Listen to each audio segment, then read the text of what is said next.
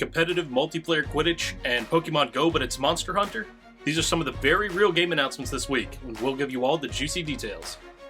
And there was another Nintendo indie game showcase this week, so we've got a lot of games to talk about. This and so much more right now on Gaming News Weekly.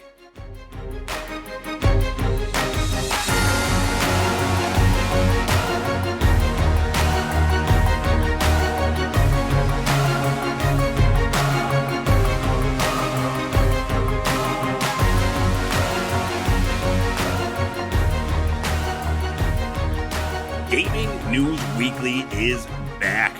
Yes, we are the best weekly video game news show out there. Every single Monday, we're kickstarting your week with all the biggest things happening in the video game industry. You can find us on Fruit Lab, YouTube, podcast services everywhere, talking about all the things that are happening that need to be talked about. My name is E-Rock the Red, joined every single week by this dude here. Full clip. What is the haps? Yo, what's going on? Doing good on this end. How are you? Oh, man, I'm doing all right. I'm just trying to make it through. I got 4 more days until I can get this cast off and get out there and play some video games. You know what I mean? Back to the gaming. Yeah. I've been struggling. I've been making my way through playing some games here and there. Most of the games, so I can't really hit the bumpers, and then move at the same time. So as long as I can find a game where I don't have to do that, fine. I've been playing my Steam Deck. I'm getting really good at controlling things with just my pointer finger. So I hold it like this, and then I'm just doing like this. This is me. This finger is going to be so strong by the end of this thing. It's going to be like a rookie of the year type situation, but only this finger. So I'm one very strong finger. Yeah. I've been playing Monster Train. That's just a deck building, card game thing, with monsters on a train, of course. And then I got really addicted into this. So now it's a jigsaw puzzle VR game for the PlayStation VR. It's called Puzzling Places. Now, I know that sounds super cool, but trust me, it is. It's so these big 3D images, and you have to you're literally just grabbing the pieces, I don't know if you've ever seen Minority Report. You ever see that movie? Where he's moving through the thing like that? Yeah. And so I'm doing that. I'm grabbing a piece, I'm looking at it, and I'm throwing it back, and I'm grabbing another one and throwing it back, and you just put them together, and they're these beautiful images. And the bigger, the more pieces that you use, the more detail they have. So initially I started just doing I did a 25 piece puzzle, and it's I did one, it was a fancy billiards room in Sweden. And so this one I did a 200 piece puzzle, and you're inside the room, and you're standing inside the room basically, and you gotta on a much smaller scale, maybe just your head's in the room, and you could look around, but you're putting together these pieces, and you have to build the room, all the walls, everything. It's really, really interesting, and it's very, very addicting. So I've just been doing that, because all I need for that one arm, and I'm just picking the puzzle pieces out. So it's pretty cool that some VR games are built like that, so that you can get away with just doing it one-handed. Exactly. Yeah, there's a few. There's another one, Pistol Whip, where you're literally you have a pistol, and you could have 2 pistols, John Wick style, or you just have the one. So I was like, ooh, I'm going to go play some of that. And I'll turn on the PlayStation, and I'll turn on the PSVR, and I'm like, I'm going to put together another puzzle. Nice. I'm going to do a cool island, or this. Right now I'm working on a dress, a kimono or something like that. Yeah, this is what I've been doing with my life, dude. It's all happening. Mm-hmm. What about you? You been playing anything good? I've checked out a few games. Call of Duty is always there. Modern Warfare 2 Season 3 out right now. But aside from that, I can't really get into what I've been playing, because we'll cover it in new releases with Minecraft Legends, and then we're probably going to do a separate review for, Trinity Fusion. Trinity Fusion, yes. Yeah, one of our new releases from last week. Yeah, that we talked about that one a little bit. We'll go check out our review for that one, because that is that's one I'm looking forward to chatting about. But all right, so I got to hear what you have to say about Minecraft. So shall we move things along? Let's go. All right, let's talk about our new releases from last week.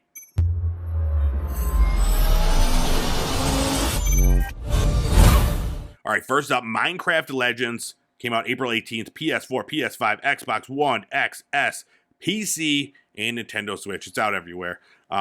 This was a Game Pass Day 1 release also, and it's an action strategy game it's being billed as. You got to, like, battle piglins, and it's like a fantasy Minecraft-y game. Yeah. Is that accurate? Is that an accurate assessment? Yeah. So you're either fighting piglins or other players or a mix of both. But I didn't really get into the versus mode. I mainly just scratched the surface with an hour or two of gameplay in the campaign mode. So it starts you a little more slowly, and there's no other players to worry about. I think when you get into that gameplay, it's going to be more like the StarCraft and Warcraft style of RTS games. Whereas right now, you're just fighting the piglins and different fortresses, and it's slowly building and teaching you what to do in the game as you're going. So what is the fighting style? Is it turn-based? No, so you sort of have these spawn points. You build spawners, and you have a cap on just about everything. Resources, your army. So you can spawn in your army of these different mob types, and you can rally them to go fight with you, and you can give them a target. So maybe they're going to take down the archers first, or they're going to take down the spawner that spawns the bad guy mobs. On your part, so far, there's not a lot of combat. You can just run up, swing a sword, and hit the piglins themselves. But as far as I know, you're not able to damage the buildings. So you have to stay on top of managing your resources, making sure you have enough resources to build more of an army and replenish those that are dying, and attack more buildings and take out these fortresses. Nice. So yeah, in addition to the campaign, you could do it cooperatively, multiplayer co-op, or there's the PvP mode, and then monthly challenges, new skins you could get, and I like the style of it. Like, it's definitely got a different style from the Minecraft. Like, the characters are different; they're not just the blocky things; they have more of a definition, like a cell shaded look. But yeah, I thought that was pretty cool. Now, my kid's super obsessed with watching Minecraft videos on YouTube. We try to play it. It's not for me, the Minecraft. Is there a lot? Do I have to do building and stuff in this? You don't do the traditional building from Minecraft. So this is just based in the same world as Minecraft, same mobs. It'll look really familiar to a certain degree, but when you're building, you're more like stretching out where you want a wall to go. You're placing one end of a bridge, you're placing the other end, and then the bridge will be built by your little helpers. So you're not going in there placing block by block or mining away block by block. Okay, I like that. I'm going to try it. I will report back with my take on Minecraft Legends next week. Everybody get excited. Oh, yeah. All right, next up, Horizon Forbidden West Burning Shores DLC was released on April 19th. It's got new storylines, new characters, new experiences, new big robot dino monsters. So this is just more Horizon. If you've beaten this game, you could go get that. I have not beaten the game. I have not bought the game. That's that first part. Yeah. But, at some point I will. Yeah, the first one was really good. I didn't get to play the second one, though. Is it only on PS5, or did that make it to the PS4? That one's just PS5. Gotcha. Probably PC at some point, too. But this one's based in LA or something? Because I see the Hollywood sign and the promo material. Yes. So it is, those are the Burning Shores, baby. The sweet Burning Shores of Los Angeles. And then last up, Dead Island 2 came out April 21st for PS4, PS5, Xbox One, XS, and PC. This is a first-person zombie-killing role-playing game type thing where you just smash zombies with different weapons. This one looks like a blast. I almost bought it at one point because I was like, I think I was a little buzzed up or something. I was like, man, I need a new game. And then I realized this game I probably won't be able to play with this cast on. So I did not get it. But it looks like a lot of fun. It's so gory and so over the top violent. But in a fun way. Yeah, I was excited about this one too.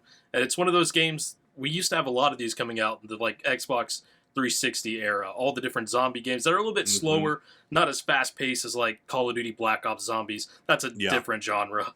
But the whole like take some materials to a crafting bench, upgrade your weapon, go kill zombies in new, interesting ways, cool cutscenes and animations, a lot of gore.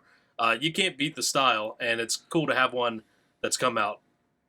Yeah, I'm excited to check it out. Like, it's like the combat mechanics look really cool. Everything's upgradable. Like, you upgrade your weapons, your skills, and that sort of thing.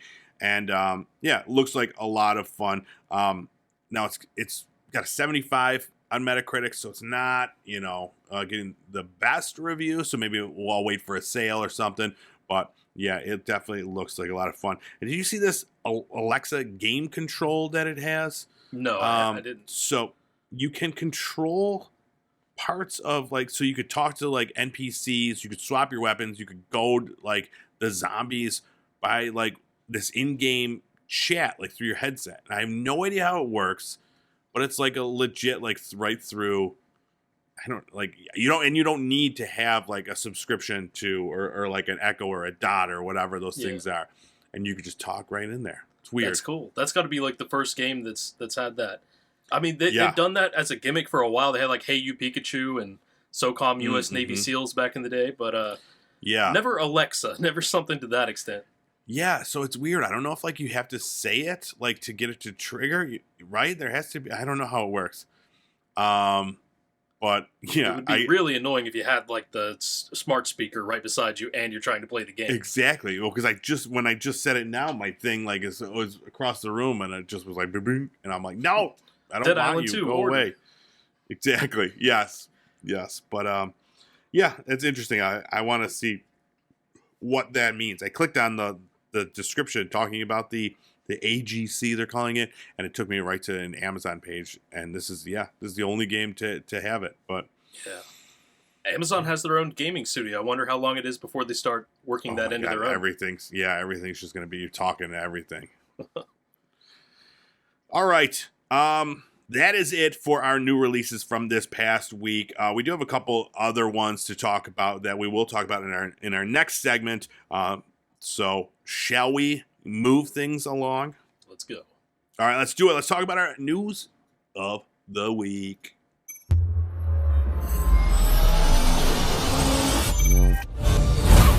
All right, the second batch of games that came to Game Pass was announced for April.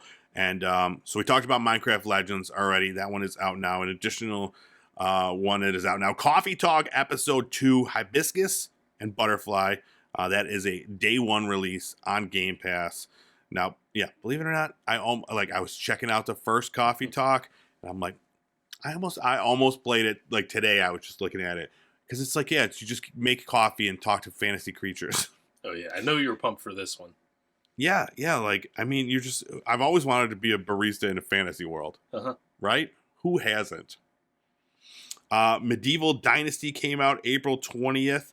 Homestead Arcana came out April 21st. This is another day one game.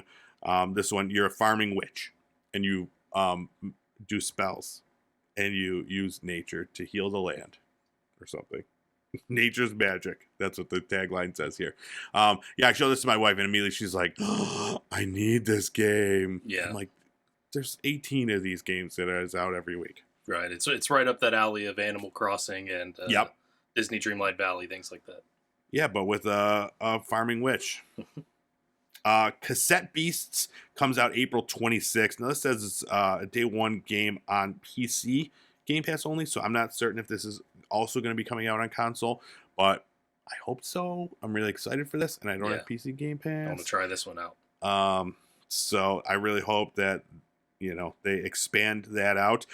Blaze Blue Cross Tag Battle Special Edition. It's another one of those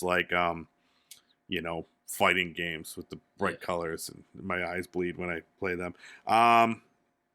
And then The Last Case of Benedict Fox comes out April 27th. That is another day one release. This is a really cool looking Metroidvania. It's got like a Lovecraft style.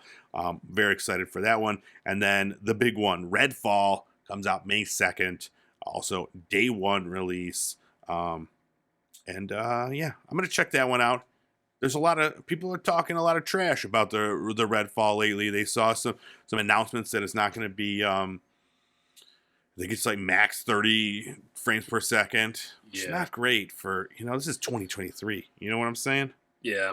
I'm wondering if that's something that can just be fixed with a patch. I mean, I'm sure it can. So maybe they're saying it launches with that, and it will I think so. I think optimized. they did even say that they're like working on it, but everybody's like, if you can't like this is like one of the simple things that you can't do. So I guess like everybody's really high expectations are a little bit lowered now. So maybe that's a good thing. I don't know, but yeah, I'm excited. I'm gonna probably play with my friends and do some vampire fighting.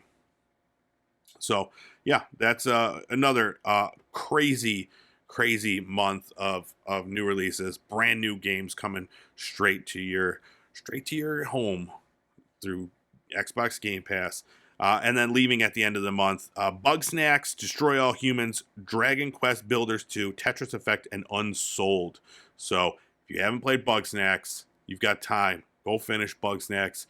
My son has probably beaten it 6 times, and he started it again today. Oh yeah, wow. Yes, he's obsessed. I actually looked up a list of I'm like, what are other games similar to Bug Snacks? And he's played a bunch of those on that list. And then one that keeps showing up is Slime Rancher. So we tried that. Have you ever played that game? No. It's way harder. So it's a lot more like management and stuff like that, as opposed to just kind of like, walking around and doing this stuff. So he got immediately mad at it. So we deleted that. But that was also Slime Rancher 2.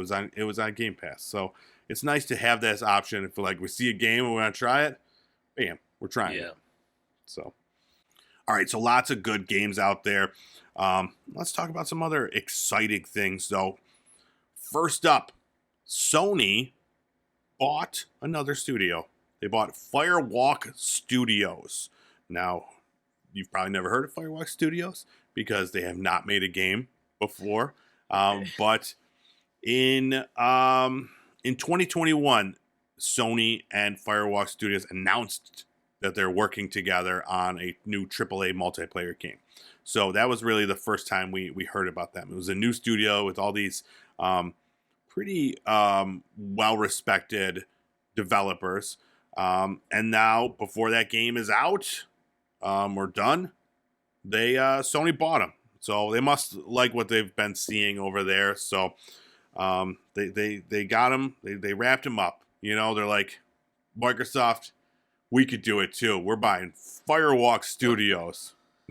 Man, I'm glad you confirmed that, because I was trying to do my half-assed internet research on what has Firewalk done. What are Firewalk's games? And I find like their website, find the Wikipedia, nobody says anything about like what they've done. And yeah, it's funny. Believe it or not, there are a bunch of people like leaving comments on the sites and articles and stuff saying like, and like everybody's like, all you Sony fanboys are crying about like Microsoft's deal, but it's okay for Sony to do this. I'm like, are you totally comparing Firewalk Studios to Activision, like the largest video game developer distributor in the world? So it was funny. I'm like, really?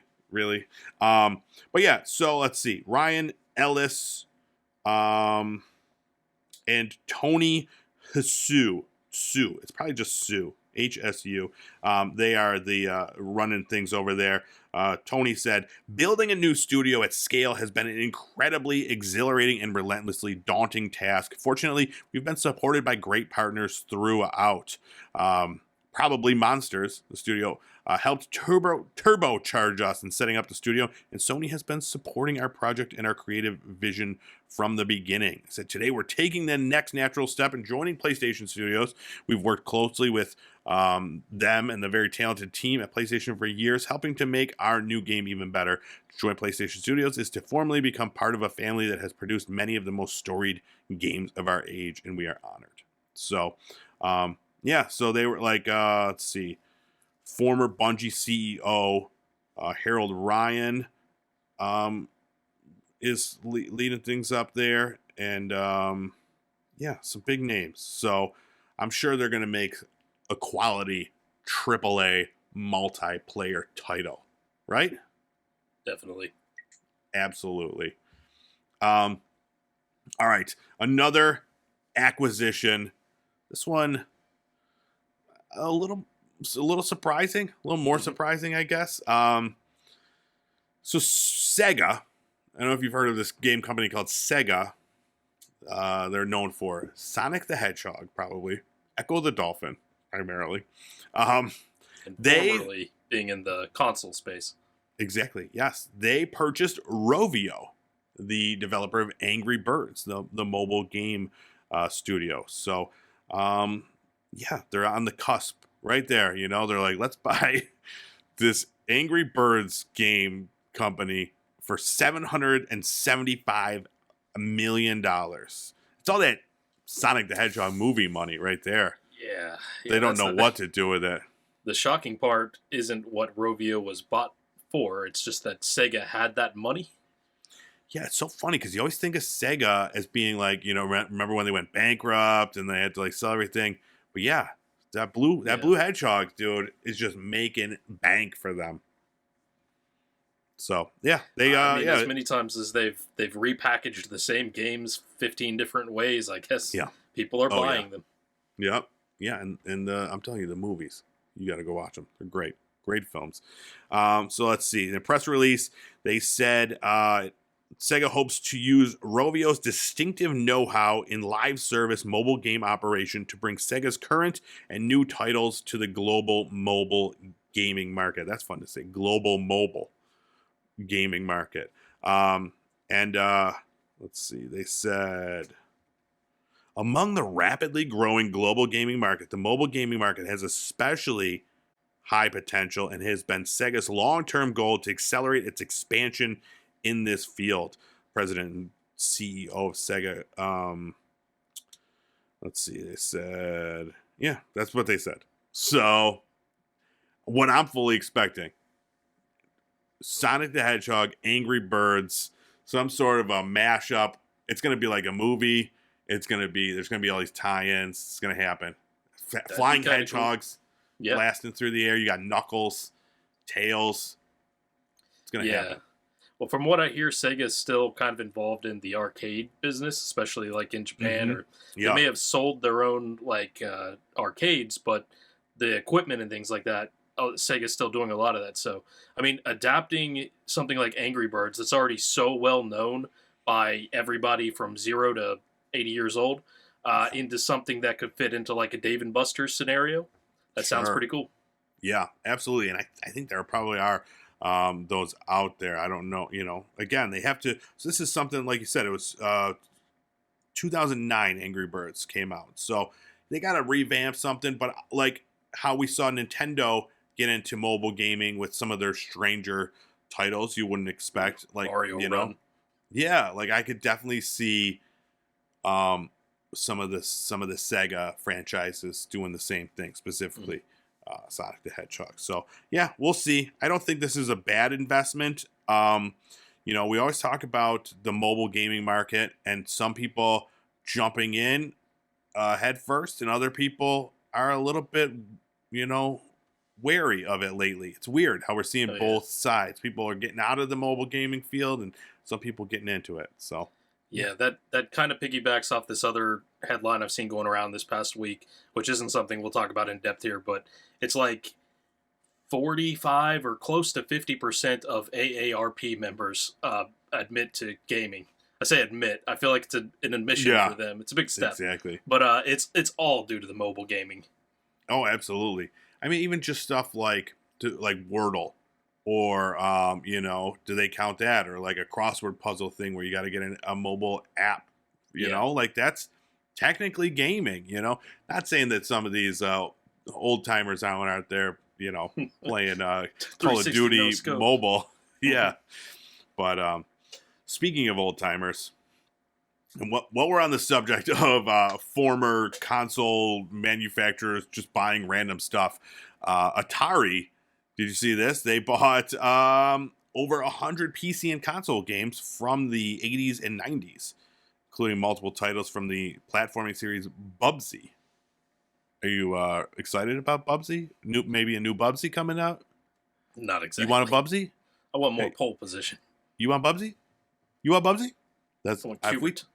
Oh yeah, Qbert versus Bubsy in a Bubsy battle. Bubsy battle. Bring them. Oh, never mind. Yeah, so I just had to bring that up. I just thought that was funny. And now Atari, like, it's working. Remember last year, I think it was not too long ago, they had that 50th year thing, the Atari 50 years, and it was like they packaged like 100 games or whatever into this thing. It sold really well. So I'm sure they're not paying much for these, like, for Bubsy. Yeah. You know, and all these other games from the 80s. Baseball series Hardball and the vehicular combat series Demolition Racer. So yeah, they got those, and I'm sure we'll see there's gonna be a new Bubsy movie or something coming out real soon. You mark my words, Bubsy movie 2026. Mm-hmm. I don't even know what Bubsy is. Is he like a cat? It's been so long, I don't even know. Yeah, the name is familiar, and I really like saying Bubsy. It really just rolls off the tongue. Bubsy, and it makes your lips do a thing. Bubsy. All right, we got to move on, or else I'm just gonna say Bubsy and Global Mobile over and over again because I'm trapped in like a loop. Next up, have you heard about this new cool dance that everybody's doing? It's called the Developer Shuffle, where developers shuffle from one company to the next. That was a really bad intro, but just that works. Hold it against me. No. Shut up. Just throw some music in and post some disco. Yeah, and I'm gonna do it. I'll put myself doing the dance. So yeah, just this past week, some big names in the gaming field have kind of moved around. So it's been interesting to see. First of all, Joseph Staten. He was one of the original creators of Halo. He did like the first Halo trilogy. He just left, so he was still at Microsoft, roundabout ways. He worked on Destiny for a little bit through Bungie. Came back to Microsoft to try to fix Halo Infinite, and now he has left officially to join Netflix Games as the creative director over there. Very interesting. They're planning on building a new AAA multi-platform game with an original IP. So. Yeah, that was the most shocking part to me because we've seen Netflix buying like mobile game makers as everybody seems to be doing that though. And I thought that with Netflix games we'd be talking mostly about mobile titles, things that are going to run through their app on like any old platform you're looking for. I guess that's what they could mean here, but when they say AAA, I'm thinking like Xbox and PlayStation like native titles, not through the Netflix app. Yeah, they said he even said, here, let me read this quote. He says, "In my work, there's nothing I love more than collaborating with others to build worlds filled with iconic characters, deep mysteries, and endless adventures. So today, I'm thrilled to announce that I've joined Netflix Games as creative director for a brand new AAA multi-platform game and original IP." So yeah, they're branching out to their multi-platform game. Now, maybe that's just PC and mobile, and I could be getting ahead of myself. But no, you would think that means console, right? Yeah. So I don't know what this will bring, but I mean, he's a very well respected developer. Like I said, they brought him in to fix everything that went wrong with 343 with Halo Infinite, and he had enough. But yeah, he did Halo 5. Just a ton of stuff. So he was really involved. Now, speaking of Halo, another guy that was very, very instrumental in the Halo franchise, Frank O'Connor. This guy, again, they brought him in to, I don't know if they brought him in. I think he's been with Microsoft for like 20 years, just working on Halo. So he just announced that he is also leaving to go do something. Now, he hasn't confirmed what he's going to be working on, but there's no clue where. He's not a big Twitter guy, so we'll see. But yeah, Halo, man, they're just running. They are running from that burning fire. Yeah, I was going to say, do you think this has anything to do with how Halo Infinite was sort of botched in ways? Absolutely. 100%. Because these two people are like the creators, the lifeblood of the Halo franchise. And they're like, all right, we're out of here. They're not, they're not going down with the sinking ship. So good for them. It's unfortunate for Halo and Halo Infinite. I was really hyped when that first came out, but yeah, just kind of pooped the bed. And then lastly, we got to talk about Media Molecule co-founder Mark Healy. Also, just decided that he is leaving the studio that he created after 17 years. He says, after 17 incredible years of co-birthing and building Media Molecule, I've decided it is time for me to fly the nest, set sail, and chart a new course. Today is my last day at Media Molecule. From Little Big Planet to Dreams and beyond, proud to have played my part and lucky to have jammed with some truly brilliant people and such a wonderfully talented community, which I will continue to be a fan of. But a strong cosmic breeze is pulling me and my pirate heart is awakened. I'm not getting any younger, so I'm going to indulge myself in the winds of my various curiosities for a while and see where they take me. So here's to new beginnings, following one's heart and exploring the unknown. I'm off on a pirate adventure, one that involves making games, that is. So that was a fun little, he took us on a little journey there, pirate journey. Yeah. Mm-hmm. That's wild. I mean, his company is known for doing some really breakthrough stuff. I mean, Dreams was an entire game engine. Yeah. Inside of a game. Yeah, and speaking of Dreams, they just recently also announced that they're ending support for that. Yeah. This September. So I don't know if that had anything to do with this or what, but yeah, a lot of movement around there. So Healy, I wish him the best. I'm sure he's going to make some really cool stuff wherever he ends up doing it. So we'll see. Maybe he goes over to Netflix. Netflix just getting all the big names. All right, next up, there was another indie game showcase by Nintendo that was shown. I feel like we just did one of these not too long ago. They're really churning out the indie games over there. But I wanted to run through because there was a ton of game announcements in this short event, and the one that I'm not even joking when I say my wife has been looking forward to this for 8 years. Minico's Night Market finally got a release date, September 26th, on the Nintendo Switch and now PC. So, have you been following this game at all?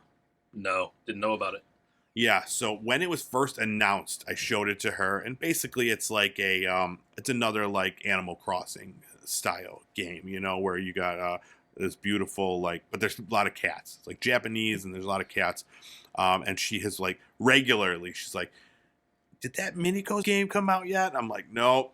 And then nothing. You don't hear anything about it for the longest time. And finally, we got a release date. So yeah, we'll see. I hope it's good because it's been a long time. Another one, My Time at Sandrock. That's coming out summer of 2023. This is a sequel to My Time at Portia or Portia. Never played it, but it looks interesting. It's a lot of you got to build and that sort of thing, make your houses and explore and do battle. It's got it all everything that the kids want these days. Am I right? Yep. You damn right, I'm right. It doesn't have that bug snacks though. No bug snacks. Oh, That's you're what right. the kids are clamoring for. They want the snacks right in their veins. Played Up. That's coming out. This has been out on PC for a little over a year, but it's kind of like you ever play Overcooked? Yeah. Yeah, that game that'll end some marriages right there. But yeah, it's kind of like that. It's like a top-down thing where you're in a kitchen. You gotta do some cooking.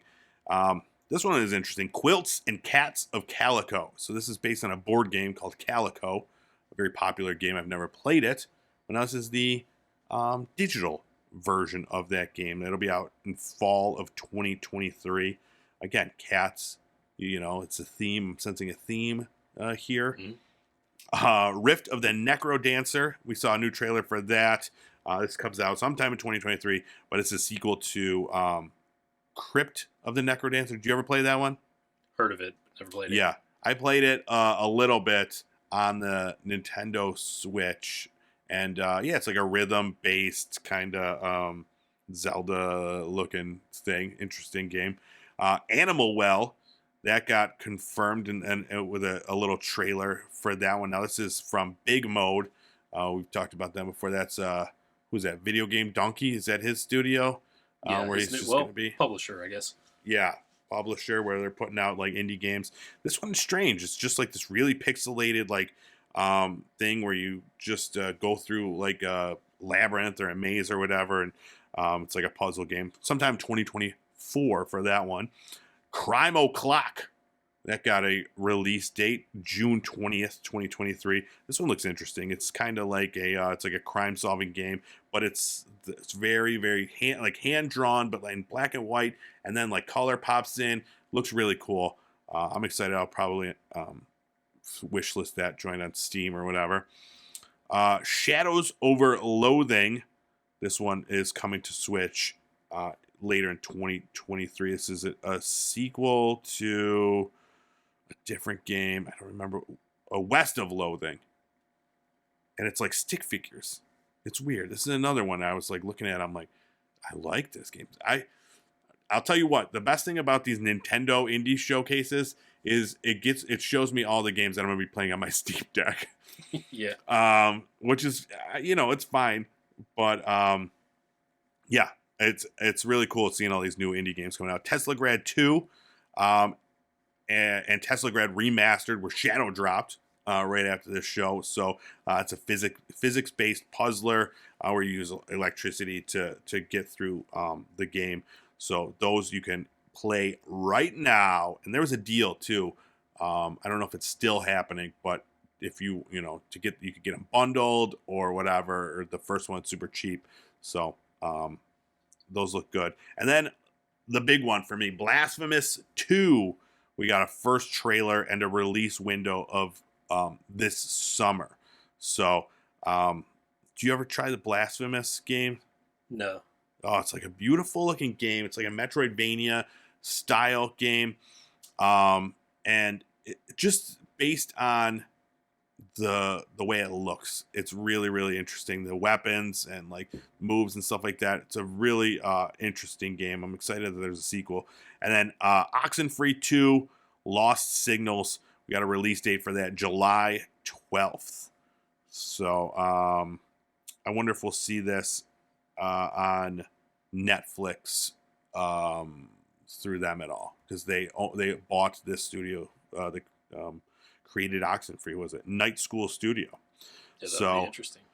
Yeah, or maybe it'll just like they'll get the bodong that pops up on your Nintendo Switch. That's gonna get confusing. Yeah, exactly. Am I watching TV right now? That's what I'm gonna say when it happens to me. And then a bunch of others. Five Nights at Freddy's, some DLC, Little Kitty Big City. I don't know what that is. I got to talk about that one because I, independently of research for the show, found the trailer on YouTube for that. And I think this is the most overlooked game out of all these lists that are going over. I need to see the trailer. The showcase. Yeah, it's interesting. Describe it to me. Okay, Stray meets Untitled Goose Game. Okay. Yeah, so it's like a little top-down Stray Cat game kind of look? Yeah, Stray Cat, you're supposed to eventually like find your way home, but lots of little things happening here and there. I love it. Little Kitty Big City. And it's the best title out of all the games that we saw today. Yeah. So, yeah, they just keep churning out these directs. Lots of indie games being announced, and a lot of fun stuff. So, yeah, it is a good time to be a gamer. Even if, like, there's so many people out there, they need their AAA titles and like indie games. I'm telling you, you're missing out on some of the best games out there at some of these indie games. Yep. All right, let's move it along. When Hogwarts Legacy came out, there was a lot of people upset because there was no Quidditch in this game. And now we know why. They made an entire game with Quidditch. They announced Harry Potter Quidditch Champions. It's coming out from by Warner Brothers Games and Portkey Games, the same studio that made Hogwarts Legacy. So yeah, now with Quidditch. It's what I think is the most interesting thing. It's Harry Potter is in the title. Harry Potter Quidditch Champions. Where's the last one? It was Hogwarts. So this you probably gonna have like your favorite characters from the Harry Potter books. I don't know. Well, I kind of wonder. I wonder if they'll do that, or if Harry Potter's just saying it's in that world. Whereas with Hogwarts, for some reason, they didn't do that. That was strange, and that was kind of hard to get used to, realizing that it wasn't going to be Harry Potter. But they are expanding on that world in other ways, like Fantastic Beasts and where to find them or something. And, so this game seems like a no-brainer to have made 10, 20 years ago even. Yeah. I guess we weren't as big into the competitive multiplayer scene back then. But with games like Rocket League these days, this is a no-brainer to come out with. Honestly, I didn't play a lot of Hogwarts Legacy, but I would rather have this in that game. Because this looks very different. It looks kind of more cartoonish. Much more cartoony. So, I don't know what they're going for. Like, already, and people are already upset because it's an always online game. You have to be online to play it. It's only a multiplayer game. There's no bots or anything like that. So it's just multiplayer Harry Potter Quidditch. So, and that's not everybody's cup of tea. Not everybody is like comfortable playing against people, or they just don't have the ability to play online. So, I don't know. Yeah, but if it's built well, I mean, this could get interesting. It seems like they're coming at it from this could be like an esports event. Yeah, I mean, it really could. If it's a quality sports title, like if they actually build it like a sports game, then it absolutely can. So yeah, we'll see.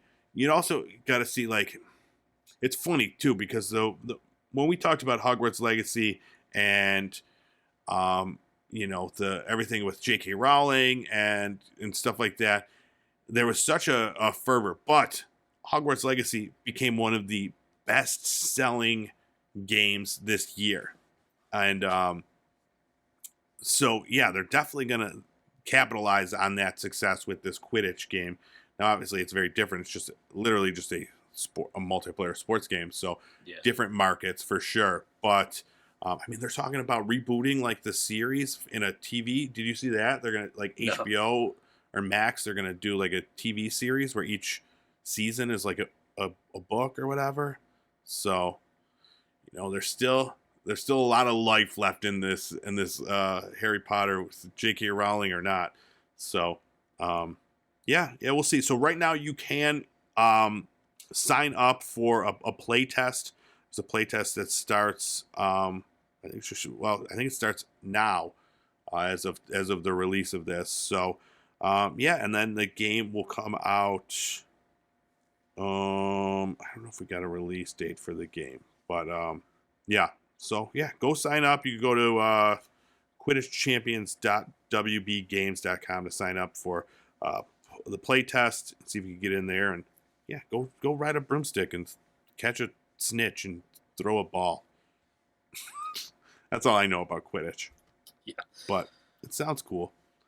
So, and like the more I was reading about this game too, it does seem that like they're building it out like you have to pick the role that you want to play in it, kind of like how you would in like Overwatch or something, where you're like, okay, you could have your 2 tanks, and this one you got they're beaters and something else. I don't know what the other words were, but so my knowledge of it just comes from like the first book or two back in right after they came out. So I don't really know all the ins and outs of Quidditch, but I'm pretty sure it's like that. Like Harry Potter had a particular position. Yeah. A couple other guys on the team had another position. There's a guy who's supposed to watch his back. So it'll be like very strategic, I think, because you have to then choose which of the balls you're going to, Are you going to go for the golden snitch? Are you going to go for the bludger or something? Yeah, I never. I like all the words that you're pulling out here. It's very impressive. But I always thought anytime we saw the this performed, like the gameplay, the entirety of the gameplay seems to be worthless because as soon as you get that golden snitch, you win the thing anyways. It feels like, it's like, okay, we just played for like 2 hours, throwing balls through hoops and stuff. But now if you get this golden snitch, you get 46,000 points or something like that. It's something ridiculous. Doesn't make any sense. It's going to have to be super hard, super rare to get it, I guess. Exactly. All right. Yeah, we'll keep on the lookout for that one. Maybe I'll get in on the playtest. I doubt I will. But, yeah, we'll see. Next up, Monster Hunter Now. I want it now. It's the next game from Niantic, the mobile game studio best known for Pokemon Go. Now there's a Monster Hunter Now. Monster Hunter Now is now. Right now. You ever played any of the Monster Hunter games? No.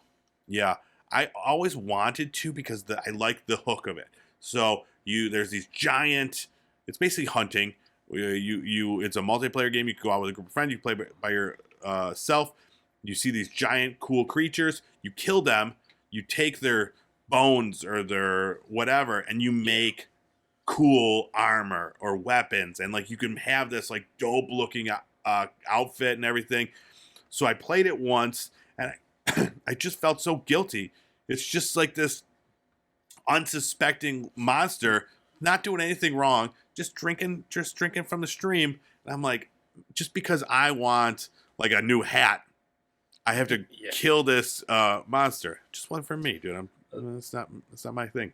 Well, I'll tell you, I played Dauntless, which is like a free-to-play clone of that, and those monsters are dicks. So there you go. I'm gonna try that out sometimes. You have no qualms killing them. As long as the monsters are dicks, I am all in. So hopefully, Monster Hunter Now, they're real big pieces of shit, and I'll kill them, no problem. Yeah. I don't know how this one's gonna work, like gameplay wise, because Niantic is usually making that Pokemon Go style. We've talked about Peridot, which is about to release in the U.S. probably 2 weeks away. I've been keeping an eye on it because I still want to try it out at least. Yeah. And they got into a Harry Potter game too, I believe, like Harry Potter Now or Go or something. I think that was a flop. Yeah. I tried that one when it came out for a little bit. It wasn't very good. There's a Marvel one coming out at some point too. It's supposed to be this year sometime. So. Yeah, and did we talk about like an NBA or an NFL? They have an NBA one this? too. Yeah, where you got to go find Shaq. He's just out there in the world. You're like, I got Shaq. I don't think that's really how it is, but it's exciting to me. And they're all just super tall, so like it's just your AR thing, and it's just like their crotch. And you're like, oh man, exactly. Who is this? Oh yeah. So yeah, now with monsters. So yeah, it's this comes out September. September. And what it is, it's like, so you're going to be, it's more like there's more gameplay involved. So it's like tapping and slashing and stuff like that with these monsters. And again, same kind of thing. You get when you complete a kill, you get the loot, and then you could upgrade like all your gear. So what I thought was really cool about this, is that, did you see this thing about the paintballs? You could like mark them. No. So I was reading, there was a really very thorough article on IGN about this game, and they talk about there's two features. There's these paintballs, and there was another one where it allows you, so if you tag the thing with like a paintball, you could then complete the battle later in the day. So you don't have to be like standing out in the street, when you find this monster out there, because that's what the premise. So like you walk around and you look for these monsters, you find them. But yeah, you could tag it or do something else, and then it saves it for you, and then you could fight it from your home or wherever. And I was like, that's really cool. Because there's a lot of times, my wife recently got back into Pokemon Go because my son's super into Pokemon. So we'll be out there taking a walk, and she's like, hang on, I got to do this battle. And then we're just standing at a street corner for like 10 minutes while she's just like doing this. And I'm just like, really? So it's interesting. I like what they do with these games most of the time. The Niantic, they have a good grasp on these games where you use real world areas and locations, and then the AR and stuff like that. So every time they announce a new game, I have I'm gonna try it. They're free to play. There are microtransactions in there, but and this one has a beta. So the beta starts April 25th. You could get in there and check it out. But yeah, you play with your squads. You can roll deep and go hunt monsters. So yeah, we'll see. Hopefully these monsters are real big butts, and I could go out there and do it. But yeah, that says the battles last up to 75 seconds, aiming to be as fun and chaotic as a traditional Monster Hunter battle. So yeah, and then a huge multiplayer experience that's involved. So very, very cool. Go to monsterhunternow.com to register for the beta. I'm talking to you, everybody. Talking to all of you. Go there, register, check it out. So, all right, that's it. We did all the news. Is there anything else that we missed? Should we talk about? No? Yes? No, not news-wise, but go check out the Trinity Fusion review. That'll be up later this week. Yes. Yeah, Trinity Fusion. It's a roguelike sci-fi game. And yeah, you get to hear all about it from us two handsome, bearded gentlemen. All right. Well, that's it for us for this week. Thanks for checking out another action-packed episode of Gaming News Weekly. You can find this show on Fruit Lab every Monday. You can find it on YouTube at Pop Culture Playground, and you can find it anywhere podcasts are found. The audio version is out there for your ear holes. And then check us out on TikTok, posting clips from the show there, in addition to some other random stuff. Full clip here. You can find him on YouTube at GameFAQs, GameFAX. He's also at Twitch, fullclip_FL. Go follow him there, both places. And yeah, that's all I got. Anything else? You got anything to say to these lovely people? All right, we're done. Yeah, we'll see you next week. Bye-bye.